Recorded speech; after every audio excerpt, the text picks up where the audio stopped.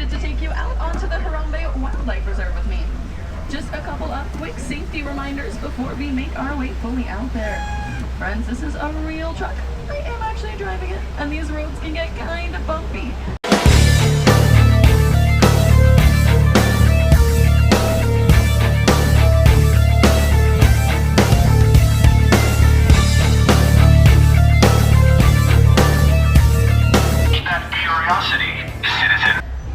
But now is a fantastic time to get those phones and cameras out and ready to take any photos or videos you want.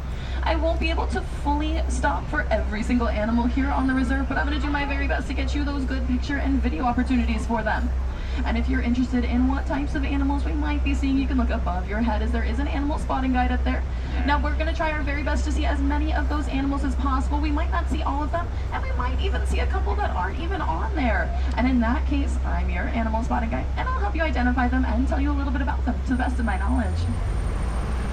But friends, we're heading towards the Little Ituri Forest now, where these animals use camouflage to get away from their predators. So make sure that you keep your eyes on the lookout and look to the bushes to see if you can find anything.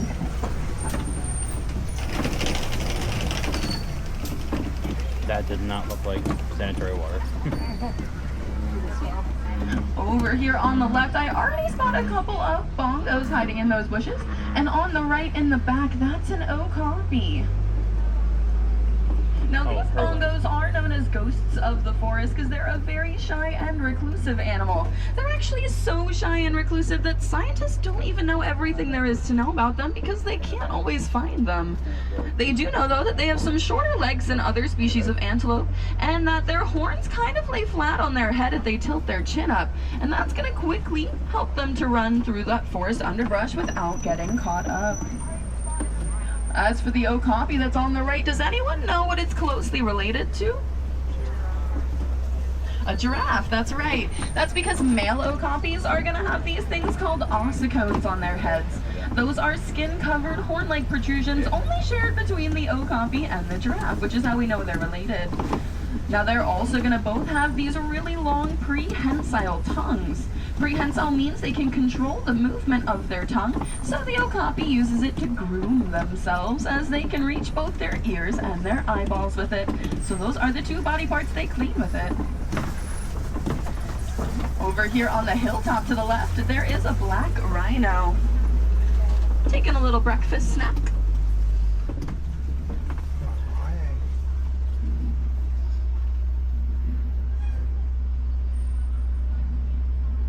Now the black rhino is a solitary species of rhino, so they don't really hang out or make friends with others. They're also one of the smaller species of rhino, at least here on the reserve. Now that's just a smaller, not a small. They still weigh 3,000 pounds. Hiding in the bushes over here on the right, those are some greater kudu. Now all of those greater kudu do happen to be females because none of them have horns on their heads. Only males of those species have horns that spiral up to be about 5 to 6 feet in height. Now over here on the left is a bird. That's a saddle-billed stork. They get their name from the yellow leathery saddle that's on their beak, and you can actually tell their gender from their eye color. So the males have brown eyes like this one that's in the front, and the females have yellow eyes like the one in the back. We're heading towards the outskirts of the forest now, where there's going to be a river, the Safi River. And the animals on the Safi River don't really like to come fully out of the water very often, so make sure that we're looking for dark blobs and bubbles. Now friends, the Safi River is going to start on the right-hand side, but it will loop around to the left, so don't feel too left out if you're on this side. I do spot a couple of those dark blobs. Those would be Nile hippopotamus. We're going to go try and find a couple more that everyone will be able to see. But there's also a lot of pink-backed pelicans over here as well. Those are those large white birds. They get their name because during mating season, their beaks and backs are going to turn a nice pink color. Almost like they blush for their crush. Oh, now a whole bloat or group of those hippopotamus is over here on the left behind that island.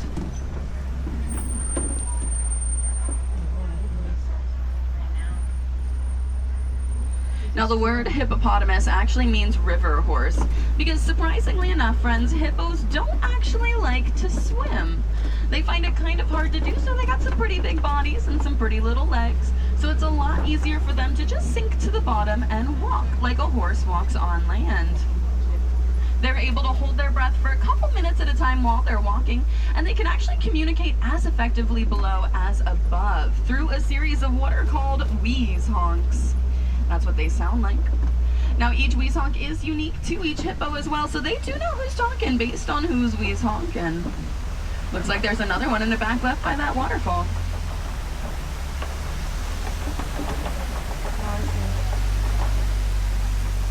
Ooh, but crikey, friends, we've reached crocodile territory. There's a Nile croc under one of those branches underwater. But Nile crocs, they're the largest living reptiles in Africa, and they can grow to be a whopping 16 feet in length and weigh up to about 500 pounds. They're also opportunistic eaters, so they can actually eat pretty much anything that comes their way, and they can eat up to 50% of that body weight in just a single sitting. Now, if they do eat all 250 pounds of food at once, though, their tummies do feel pretty full and bloated, because they're only going to eat once a month in that instance. Those crocodiles also have some pretty cool scales on their backs too, called osteoderms. Those osteoderms not only are going to act as a natural armor, but also as a natural set of solar panels for them. So if they get a little chilly, they can just soak up the sun to warm up their cold blood.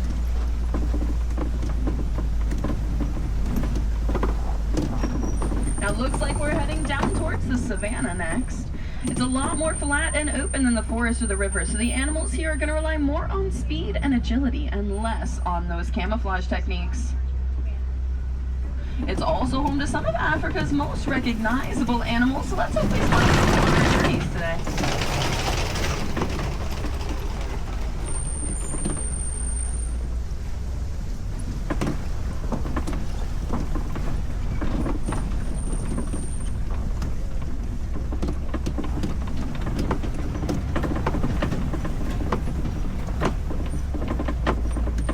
Like in the back corner on the right, those are some wildebeest.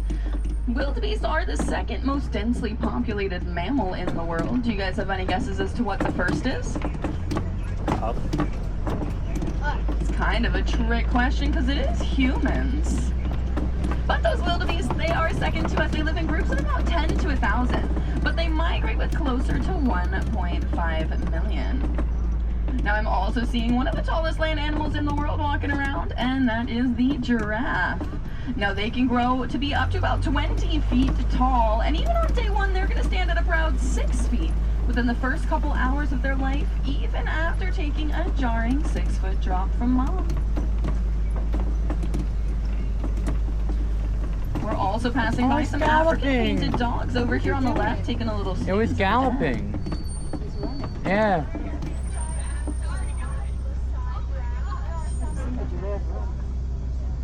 Now, African painted dogs may look pretty cute and cuddly, but they are the most successful pack hunters on the savannah, and they surround their prey as a team before they take them down with a strong snap of their sharp teeth.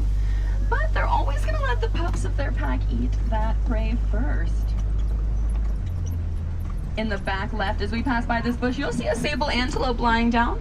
That's the emblem of the Harambe Wildlife Reserve, because they're not going to back down to predators like we don't back down to poachers. Oh.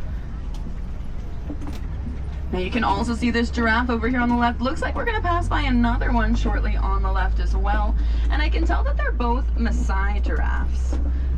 Now, I can tell their species because of their spots. Maasai giraffe are going to have more of a jagged edge to their spot and be a little darker in coloring than the reticulated giraffe, which has smooth edges and a uniform spot pattern.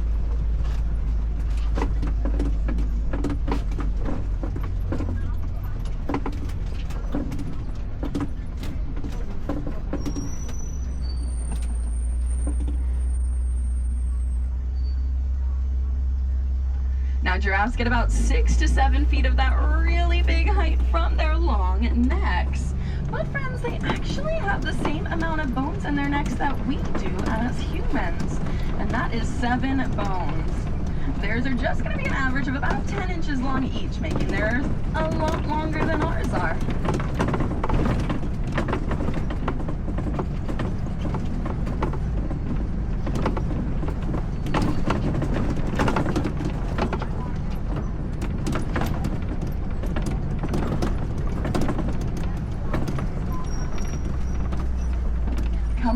on the right, looks like we might be dazzled shortly as we're gonna pass by a dazzle or group of zebras. Sounds like there's a slight giraffic jam up ahead though, so we're gonna hold here for just a couple of seconds while it clears up.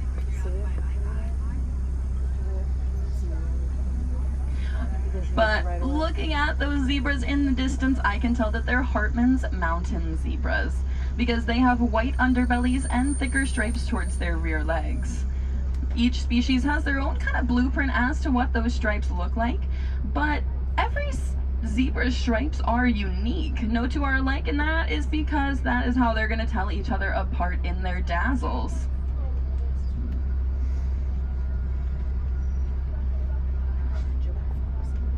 Now I know there's probably also been a question on your mind all day about these zebras.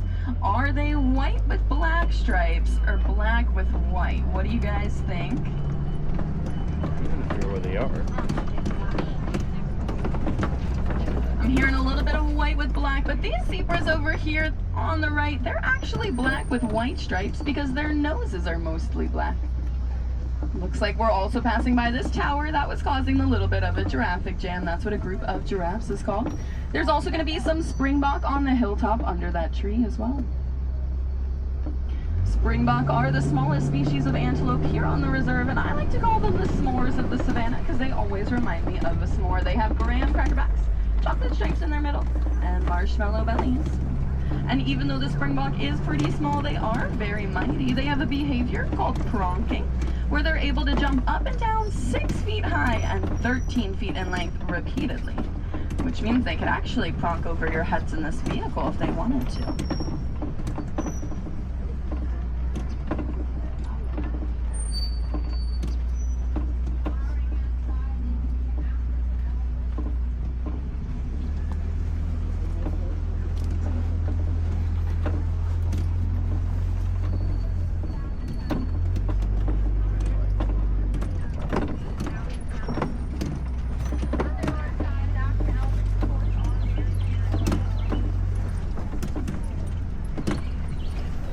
Looks like we're reaching elephant territory. On the right-hand side is going to be an African elephant. Now I can tell it's an African elephant in 2 ways, friends. The first way is going to be its ears.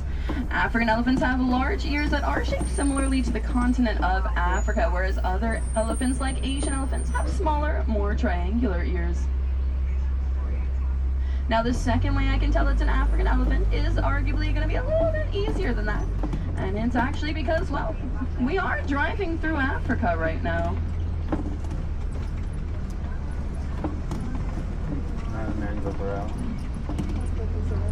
Now that elephant was flapping its ears, and not only is that practice between them and I daily so that I can help show off that they're African, but it is also going to help cool down their bodies. The act of flapping is going to act like a fan for them, but also cool down the veins that run through their ears so that they can travel the cooler blood to the rest of their body as well.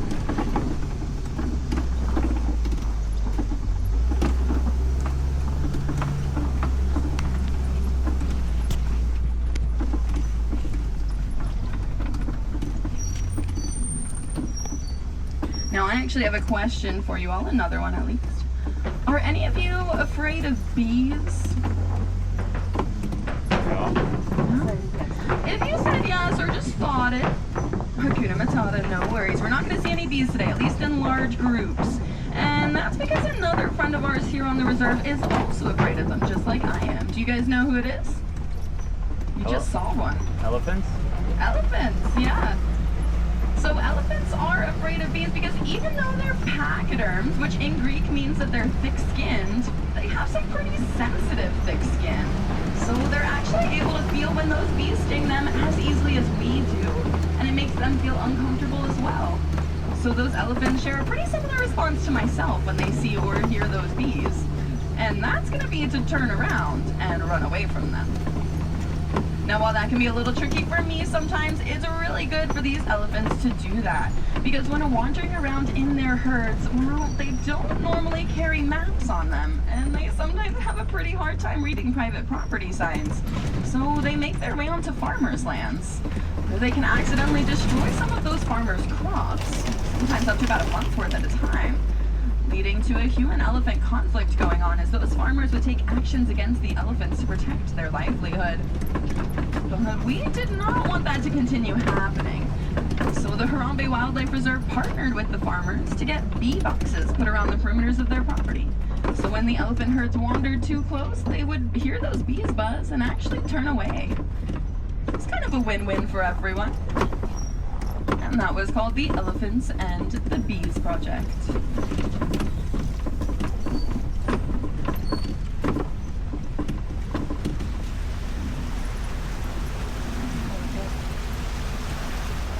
Now, as we come through this watering hole, I do believe I see a flamboyance of flamingos coming up. That's what a group of them is called. And these all look like they're greater flamingos. Now, the word greater in front of that species name means that they're the largest species of flamingo. The word lesser would mean they're the smallest. And the largest species also happens to be the palest as well. They still get their pink coloring from the beta carotene that's in the brine shrimp they eat, but if they didn't eat beta carotene, they'd actually have white feathers. You might still see a little white in there though, because flamingos are actually gray before they turn white and eventually reach that pink.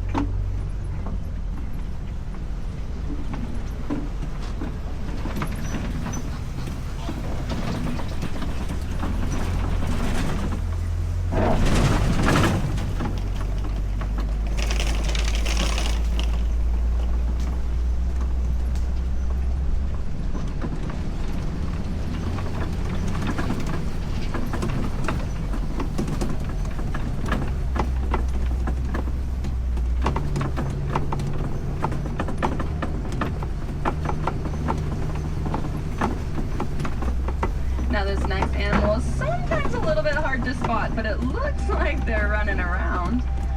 That would be the cheetah.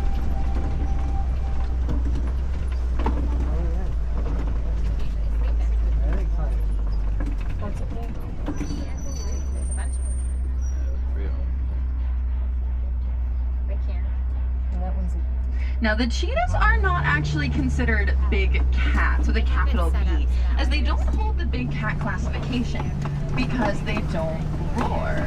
They just meow, chirp, and hiss to communicate. But they have a title, which is going to be the fastest land mammal in the world. There's another one over here. As cheetahs can actually reach speeds up to 60 miles an hour in just 3 seconds. Pretty fast. They can only sustain it for short periods though, as it does cost them a lot of energy to do so.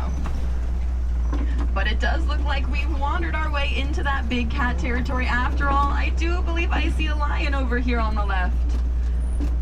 Now, judging by his mane size, I'd say he's still pretty young, probably about 2.5 or so years old. It's going to take another 2.5 years for it to fully grow in, but looks like he's joined by some lionesses, making it a full pride. There's also going to be a crash of white rhinos over here on the right as well.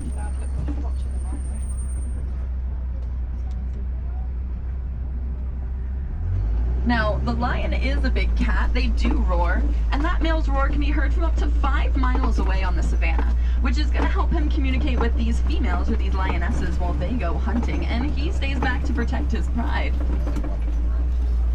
They can also see pretty much the same as us during the day, but they're going to see about 6 times better than us at night. And I know the song does typically say that the lion sleeps tonight, but they are nocturnal and they sleep today. They actually are just kind of lying around for about 20 hours every day. Oh, now there's some warthogs over here on the left as well. There's a Swahili word that's associated with them. Do you guys know what it is? It's Pumbaa, right? But Pumbaa actually means foolish in Swahili, and warthogs are pretty intelligent. They're not very Pumbaa at all. The burrows that they call their home, usually another animal digs it for them, and then abandons it, allowing the warthog to make it their home. Now that's working smarter, not harder, and recycling. Backside of rhino. I think that's pretty smart. As for this crash of white rhinos, they're going to differ from that black rhino we saw earlier in a couple of different ways. The first way is that they are social and they live in those groups called crashes, which can be up to about 12 rhinos. The second is that they're going to be larger, weigh nearly 5,000 pounds versus the 3 of the black rhino. And the last is actually their mouth shape. Now, the black rhino had a pointed mouth. However, the white rhino has a wide one, which is how they get their name, as the Afrikaans word "wide" does mean wide, and it's in reference to their mouths.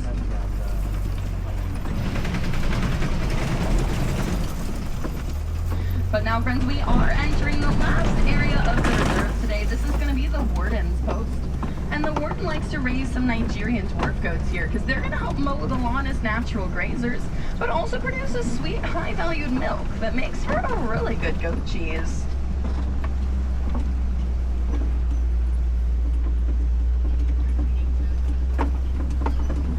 Now, some of these goats may look a little small, but they are all fully grown. And to reach behavioral levels of maturity, sometimes you see them doing some funny things like running, jumping, climbing, and headbutting. But it is all totally normal. I mean, I headbutt too sometimes. And if you notice that there was a yellow box in front of the warden's post, well, that looks like it was a bee box from the Elephants and the Bees project. So speaking of conservation, I would like to tell you about one more initiative as we make our way back to Harambe, and it's going to be about the northern white rhinos. So today we saw a black rhino and a crash of southern white rhinos. Now, there's only 5 species of rhinos left in the world, and they do all happen to be endangered because they're being poached for the keratin that's in their horns. But humans also produce keratin in our fingernails and our hair, so there's no scientific reason as to why we're poaching them, which I think makes it a little bit more sad because the northern white rhino does happen to be functionally extinct. There's only 2 of them left in the world, and they are both females.